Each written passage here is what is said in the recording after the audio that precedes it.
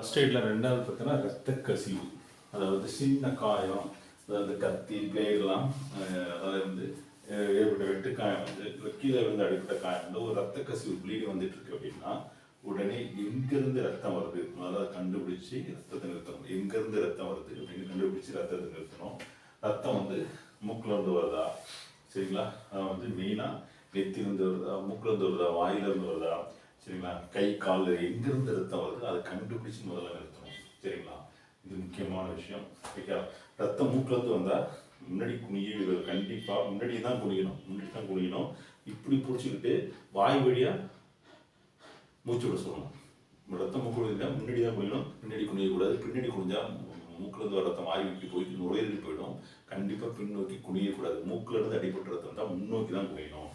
இதான் முக்கியமான விஷயம்.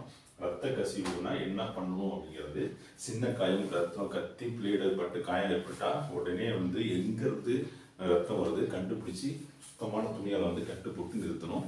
இப்போ மூக்கிலேருந்து அடிபட்டால் முன்னாடி தான் குனியணும், பின்னாடி குனியவே கூடாது. முக்கியமான விஷயம் இது, முக்கியமான விஷயம்.